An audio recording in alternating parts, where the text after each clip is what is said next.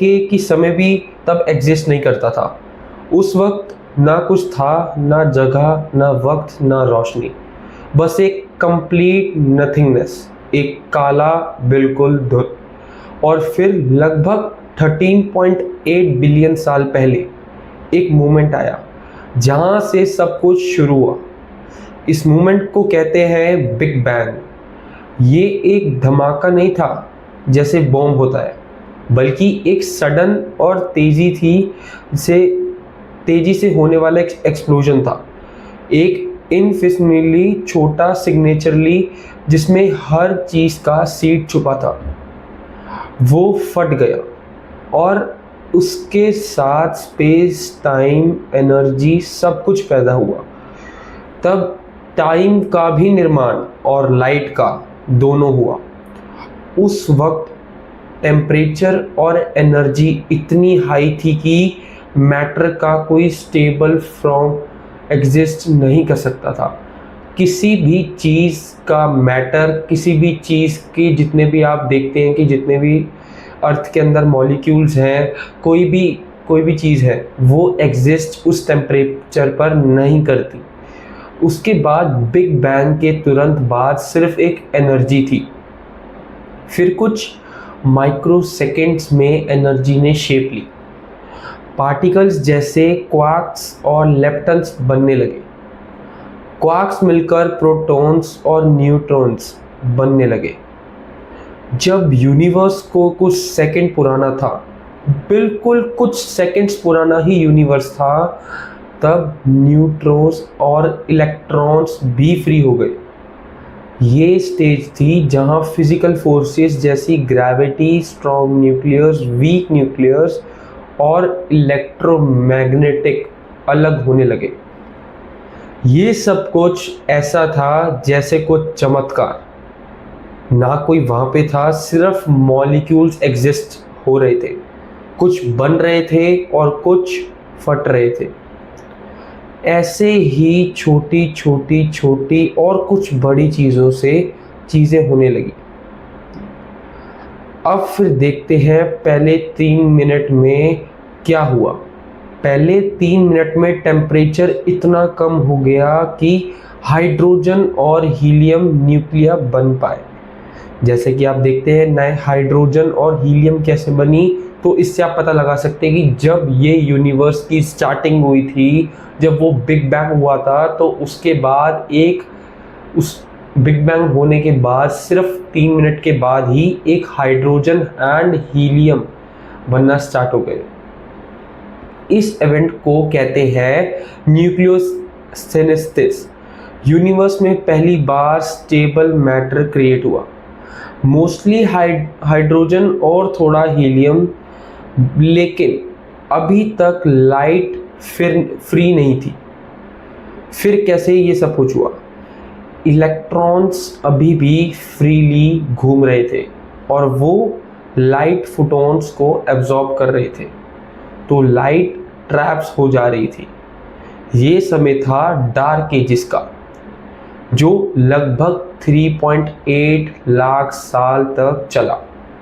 फिर एक पॉइंट आया जहां टेम्परेचर इतना कम हो गया कि इलेक्ट्रॉन्स ने न्यूक्लिया के साथ कंबाइन करके बनाया न्यूट्रियल एटम।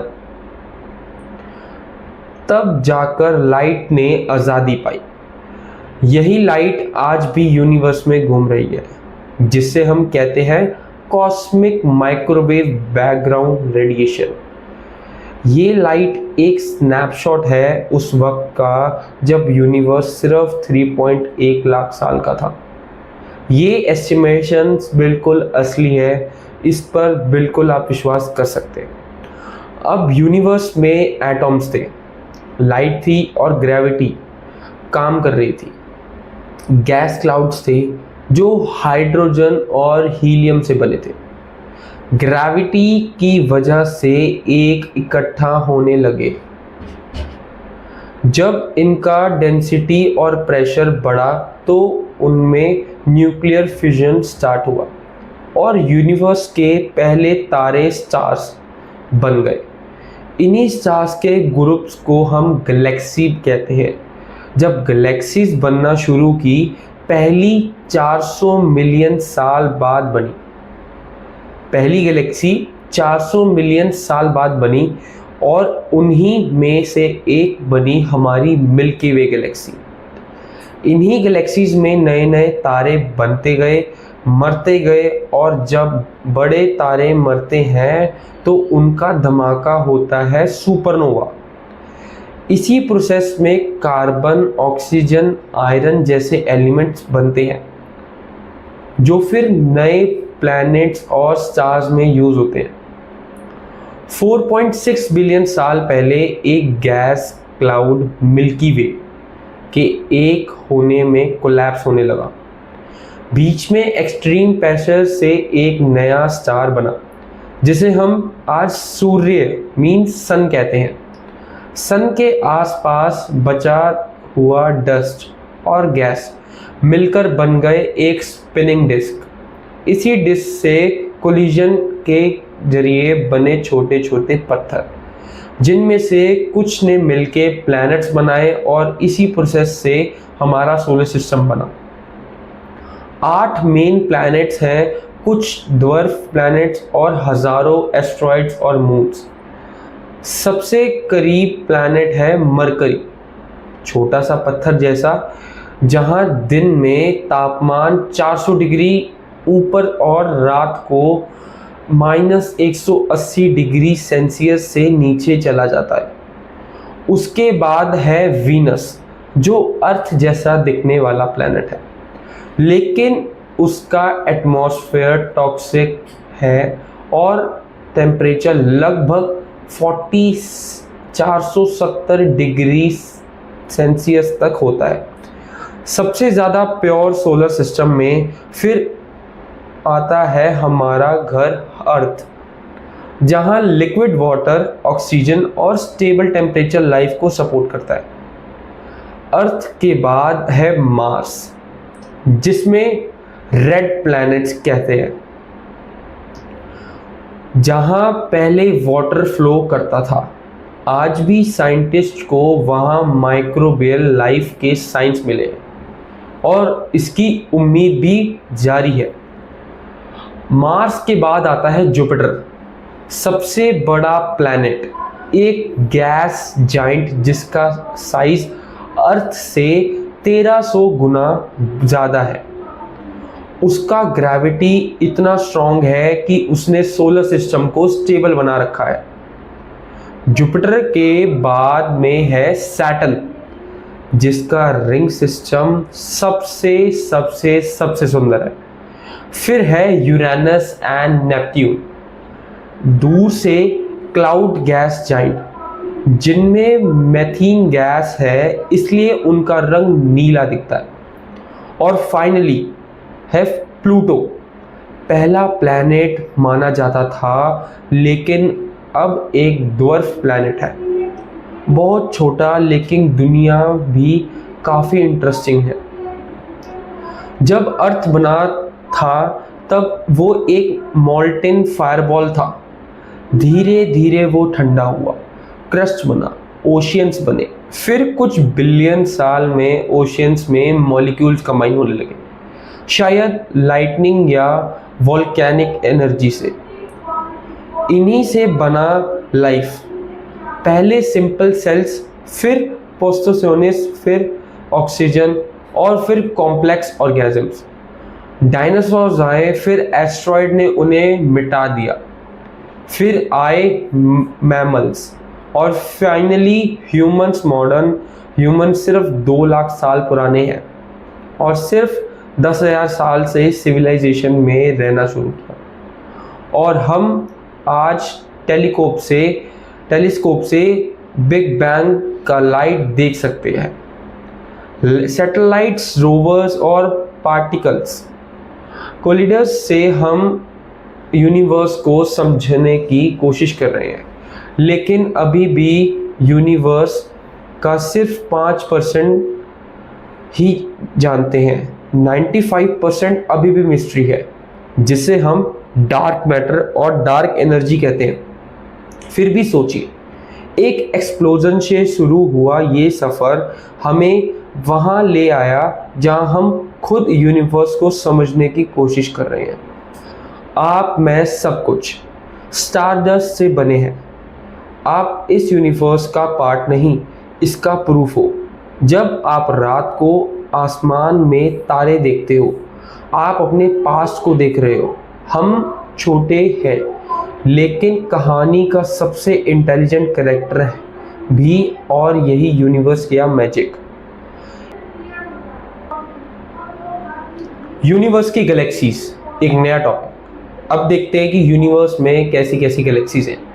हमारे यूनिवर्स में गैलेक्सीज एक तरह से कॉस्मिक सिटीज जैसी है, जहां स्टार्स, प्लैनेट्स, गैस, डस्ट और डार्क मैटर्स के एक जाइंट ग्रुप्स के साथ ग्रेविटी के अंडर एग्जिस्ट करते हैं।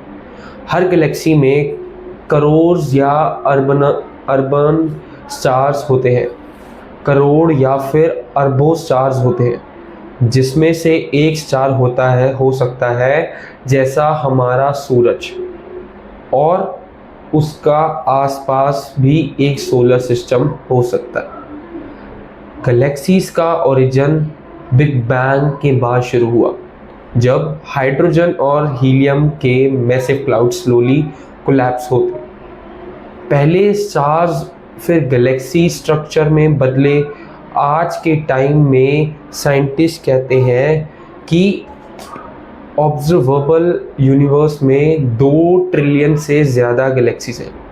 ये गैलेक्सीज का साइज, शेप और कॉम्पोजिशन के बेसिस पर अलग अलग टाइप में डिवाइड होते हैं, जैसे स्पाइरल, एलिप्टिकल, इर्रेगुलर और लेंटिकुलर। स्पाइरल गैलेक्सी सबसे सुंदर और कॉम्प्लेक्स दिखने वाली गैलेक्सीज होती है। इनका शेप एक स्पिनिंग डिस्क जैसा होता है, जिसमें एक सेंट्रल बल्क होता है और चारों तरफ स्पाइरल आर्म्स निकलते हैं। स्पाइरल आर्म्स में नए नए स्टार्स बनते रहते हैं, क्योंकि यहाँ गैस और डस्ट काफ़ी है। मिल्की वे, जिसमें हम रहते हैं, एक स्पाइरल गैलेक्सी है। इसके अलावा एंड्रोमेडा गैलेक्सी भी एक जाइंट स्पाइरल गैलेक्सी है, जो 2.5 मिलियन लाइट ईयर्स दूर है और फ्यूचर में मिल्की वे से टकराने वाली है। वर्लपूल गैलेक्सी M51 भी एक स्पाइरल शेप का उदाहरण है, जहां एक छोटी गैलेक्सी कलिजन के फेस में है। स्पाइरल गैलेक्सीज में जनरली नए और पुराने स्टार्स दोनों मिलते हैं, और इनका सेंटर अक्सर एक super massive black hole host करता है। एलिप्टिकल गैलेक्सीज काफ़ी डिफरेंट होती है। इनका स्पेस सर्कुलर या ओवल होता है, और इनमें ज़्यादातर पुराने स्टार्स होते हैं। ये गैलेक्सीज जनरली रेड और येलोइश दिखती हैं, क्योंकि यहाँ स्टार फॉर्मेशन बंद हो चुकी होती है। गैस और डस्ट की कमी की वजह से यहाँ नए स्टार्स पैदा नहीं होते। इनका स्ट्रक्चर स्मूथ और स्फेरिकल होता है। स्पाइरल आर्म्स नहीं होते। मिस्टर 87 M87 भी कहा जाता है, एक बहुत ही बड़ी इलेप्टिकल गैलेक्सी है, जिसके सेंटर में एक मैसिव ब्लैक होल है, जिसका फोटो 2019 में इवेंट हॉरिजन टेलीस्कोप ने लिया था। M87 का ब्लैक होल इतना बड़ा है कि उसका मास 60.5 बिलियन सन्स के बराबर है। एलिप्टिकल गैलेक्सी अक्सर गैलेक्सी क्लस्टर्स का सेंटर में होती है, और इनका साइज छोटी सी लेके सुपर जाइंट तक हो सकता है। इर्रेगुलर गैलेक्सीज अन गैलेक्सीज को कहा जाता है, जिनका कोई फिक्स शेप नहीं होता। ये यहाँ तो छोटी होती हैं या किसी ग्रेविटल फोर्स का कलिजन की वजह से अपना स्ट्रक्चर खो चुकी होती है। इर्रेगुलर गैलेक्सीज में काफ़ी गैस और डस्ट होती है, इसीलिए यहाँ एक्टिव स्टार फॉर्मेशन होती रहती है। लार्ज और स्मॉल मैजेलेनिक क्लाउड्स मिल्की वे के आसपास की दो प्रोमिनेंट इर्रेगुलर गैलेक्सीज हैं जो फ्यूचर में हमारी गैलेक्सीज के साथ मर्ज हो सकती है। इन गैलेक्सीज में नए स्टार्स बनाने के स्ट्रॉन्ग एविडेंस मिलते हैं और ये ऑब्जर्वेशन के लिए काफ़ी यूज़फुल रहते हैं। फिर आती है लेंटिकुलर गैलेक्सीज, एक हाइब्रिड टाइप होते हैं जो स्पाइरल और इलिप्टिकल के बीच की स्टेज होती है। इनका स्ट्रक्चर स्पाइरल जैसा फ्लैट होता है, लेकिन इनमें आर्म्स नहीं होते। गैस और डस्ट कम होती है, इसलिए यहाँ नए स्टार्स ज़्यादा नहीं बनते। इन गैलेक्सीज का रिवोल्यूशन काफ़ी मिस्टीरियस है, लेकिन साइंटिस्ट मानते हैं कि ये शायद स्पाइरल गैलेक्सीज के एगेजिंग वर्जन हो सकते हैं जिन्होंने गैस लूज कर दिया हो। NGC 5866 जिसे सोम्ब्रो गैलेक्सी भी कहते हैं, एक लेंटिकुलर गैलेक्सी का उदाहरण है। इसका अपीयरेंस एक ट्रेडिशनल मैक्सिकन हैट जैसा दिखता है। गैलेक्सी सिर्फ एकलौती एंटिटीज नहीं होती, बल्कि ये ग्रुप्स और क्लस्टर्स में भी रहती हैं। लोकल ग्रुप के एक छोटे क्लस्टर है जिसमें मिल्की वे, एंड्रोमेडा, ट्रिंगुलम गैलेक्सी और कुछ छोटी ड्वार्फ गैलेक्सीज आती हैं। एंड्रोमेडा और मिल्की वे की तरह 4.5 बिलियन साल एक्सपेक्टेड है उस कोलिजन से एक नई गैलेक्सी बने जिसे मिल्कोमेडा कहा जा रहा है। गैलेक्सी क्लस्टर्स जैसे विर्गो क्लस्टर्स या कोमा क्लस्टर्स में 100 या 1000 गैलेक्सीज होती हैं। उनसे भी बड़े स्ट्रक्चर्स सुपर क्लस्टर्स होते हैं, जैसे लनाक्या सुपर क्लस्टर्स जिसमें हमारी गैलेक्सी भी शामिल है। आखिर में गैलेक्सीज का सेंटर में एक सुपरमैसिव ब्लैक होल है जो मिलियंस या बिलियन सन्स के मास को होता है। ये ब्लैक होल गैलेक्सी के ग्रेविटेशनल स्टेबिलिटी में एक बड़ा रोल प्ले करते हैं। गैलेक्सी इवॉल्व करते हैं, कोलाइड होते हैं, मर्ज होते हैं और कभी कभी स्टार्स रिसाइकल होते हैं। हर गैलेक्सी अपने आप में एक अलग दुनिया है और जब हम एक छोटी से टेलीस्कोप से आसमान में दिखते हैं तो हम दरअसल कोर्स अलग अलग ब्रह्मांड देख रहे होते हैं। अब इस वीडियो में आपने बहुत कुछ जान लिया और अब हम चेक करेंगे कि कैसे इस वीडियो में आगे बने। अब आते हैं अदर कैलेस्टियल ऑब्जेक्ट्स, मीन्स वो चीज़ें जो यूनिवर्स को और सुंदर बनाती हैं। ऐसी कुछ छोटी चीज़ें जो काफ़ी सुंदर हैं। एस्ट्रॉयड बेल्ट मार्स और जुपिटर के बीच पे एस्ट्रॉयड्स का एक बड़ा जोन है जिसे एस्ट्रॉयड बेल्ट कहते हैं। ये सोलर सिस्टम का लेफ्ट ओवर होते हैं, छोटे रॉकी बॉडीज जो प्लैनेट्स नहीं बन पाए। सबसे बड़ा एस्ट्रॉयड का नाम है सेरेस जो एक ड्वार्फ प्लैनेट भी है। एस्ट्रॉयड बेल्ट्स ऐसी छोटी चीज़ें होती हैं जो प्लैनेट्स के जो मार्स और जुपिटर के बीच में घूमती रह रही हैं ताकि उन्हें सेव कर पाएँ। और ये वो चीज़ें हैं जो आप लेफ़्ट ओवर बची होती हैं, जो कुछ चीज़ें प्लैनेट्स नहीं बन पाती है, उनके साथ गैसेस नहीं इन्वॉल्व हो पाती है। फिर आते हैं कॉमेट्स आइस रॉक और डस्ट से बने होते हैं। जब ये सूरज के आसपास होते हैं तो इनका आइस वेपोराइज हो जाता है और एक ग्लोइंग टेल बन जाते हैं। हेली कॉमेट 76 साल में दिखाई देते हैं। यही थी आज की हमारी स्टोरी। आज आपने सीखा कि यूनिवर्स कैसे बना। और कैसे एक एक करके प्लैनेट्स फॉर्म होते गए। ऐसे अभी बहुत सारी यूनिवर्स के अंदर गैलेक्सीज बची हैं जिनको एक्सप्लोर करना बहुत मुश्किल है। कई मिलियंस ऑफ गैलेक्सीज अभी डिस्कवर होने के लिए बची है।